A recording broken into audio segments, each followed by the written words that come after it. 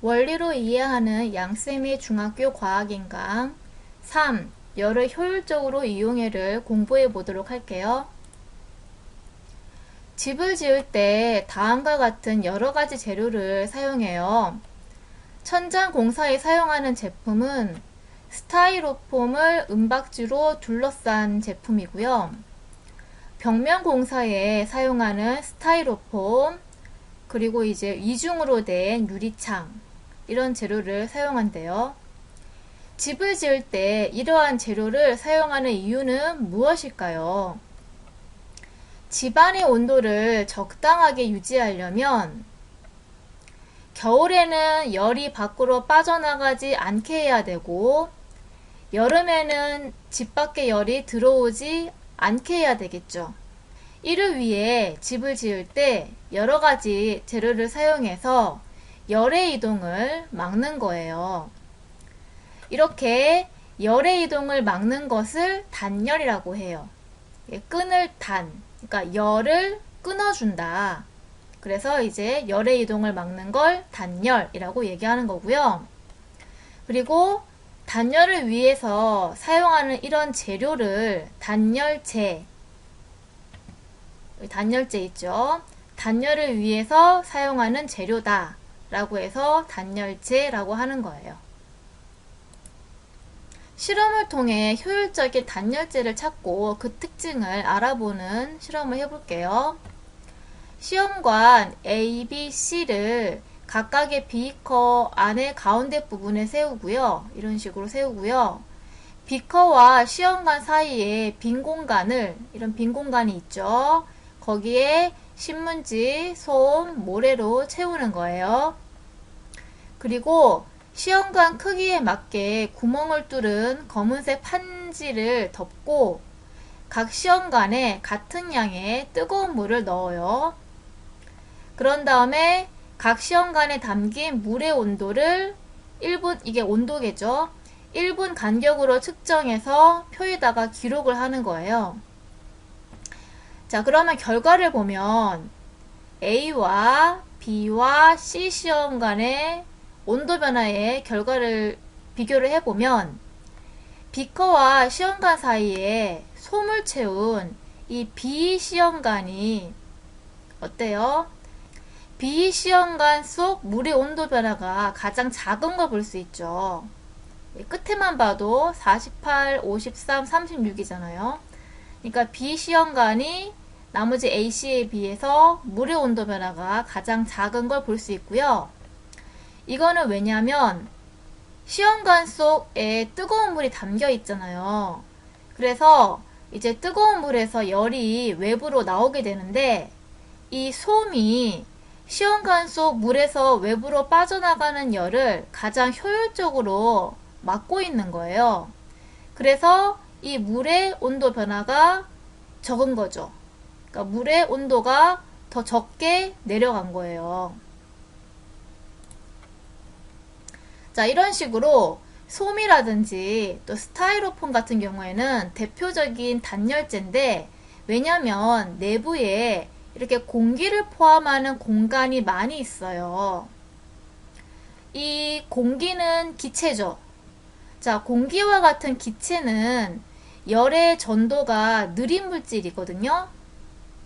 왜냐면요, 이제 비교를 해보면요, 고체의 분자배열, 액체의 분자배열, 기체의 분자배열을 표현을 해놓은 그림인데, 지금 보다시피 우리 앞에서 열의 이동 방법을 배웠는데, 고체는 제자리에서 진동을 하면 충돌에 의해서 열이 이렇게 전달되는 전도를 한다 라고 배웠었잖아요. 근데 액체나 기체 분자의 경우도 고체 분자와 마찬가지로 분자가 운동을 하죠. 그래서 분자가 운동을 하다가 서로 충돌을 하면서 열을 전달하는 전도의 방법으로 열을 이동시킬 수가 있어요. 액체가 이렇게 운동하다가 어쩌다가 이제 충돌을 할 수가 있겠죠. 기체도 이렇게 운동하다가 어쩌다가 충돌을 할 수가 있겠죠. 근데 고체에 비해서 액체나 기체는 분자 사이의 거리가 멀잖아요. 그래서 분자가 충돌할 기회가 적어요. 그래서 전도로 열을 이동시키는 속도는 고체에 비해서 매우 느리겠죠. 비교를 해본다면, 자, 분자 사이의 거리가 고체가 가장 좁고 그 다음 액체, 기체가 가장 멀어요. 그래서 전도 속도는 반대로 고체가 가장 빠르죠. 가장 가까이 있으니까 충돌에 의해서 전도시키기가 가장 빠르겠죠. 그 다음에 액체고, 기체가 이 전도, 충돌에 의해서 열을 전달시키는 그 전도의 속도가 기체가 가장 느린 거예요. 자, 그래서 아까 본 것처럼 이 솜이나 스타이로폼 같은 경우에는 내부에 공기라고 하는 기체가 많이 있고요. 이런 공기와 같은 기체는 열의 전도가 느린 물질이잖아요. 그래서 내부에 공기를 많이 포함하는 이런 물질일수록 열의 전도가 느리기 때문에 단열에 열의 이동을 막는 거에 효율적이라는 거예요. 그래서 여기 프린트를 봐도 내부에 공기를 포함하는 공간이 많을수록 효율적인 단열재이다. 이렇게 써있죠. 자, 그러면 스타이로폼의 단열 효과를 보여주는 실험이 있는데 보도록 할게요. 한 비커는 그대로 두고 온도계를 뽑습니다. 그리고 또 다른 한 비커는 스티로폼으로 된 박스 안에 넣은 다음 온도계를 꽂아보겠습니다.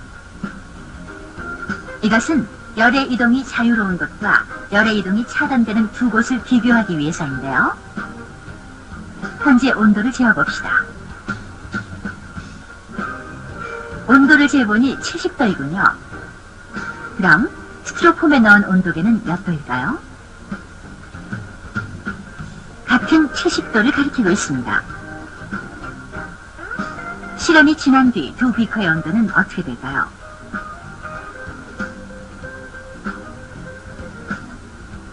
그대로 둔 비커의 무려 온도는 42도인데요.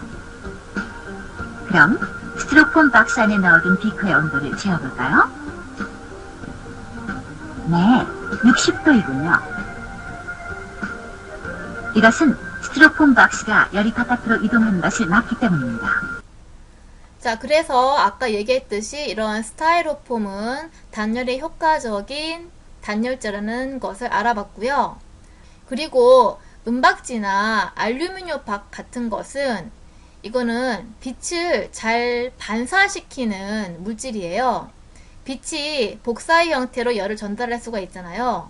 근데 이 은박지가 있으면 이 빛을 반사시키기 때문에 복사의 형태로 전달되는 열을 막을 수가 있어서 이런 은박지도 단열에 효율적인 거예요. 자, 단열은 우리 생활 곳곳에 이용되고 있는데 대표적으로 보온병의 단열을 볼게요. 보온병은 지금 보시면 여기 보면 이중벽으로 되어 있어요. 그러니까 여기 벽과 여기 벽이 있는데 벽 사이에 공기를 빼서 진공을 만드는 거예요. 그러면 여기 사이에 아무런 분자가 없죠. 분자가 없으면 전도와 대류에 의한 열의 이동을 할 수가 없겠죠. 그쵸? 분자가 있어야 전도, 대류가 일어나는 거 알죠? 자, 그래서 이제 이중벽을 사용했기 때문에 전도와 대류에 의한 열의 이동을 막고 있고요. 그리고 여기 벽면은 은으로 도금이 되어 있어요. 이 도금이 뭐냐면 그 표면에 얇은 막을 입히는 거예요. 그러니까 이 벽 표면에 은으로 얇은 막을 입혀놨다는 거거든요. 이 은은 빛을 잘 반사시키기 때문에 복사에 의한 열의 이동을 막아주게 되는 거예요.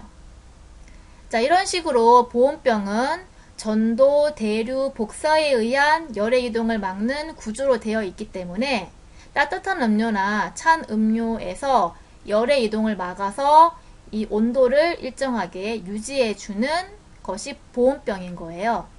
여기까지 수업을 마치도록 하겠습니다.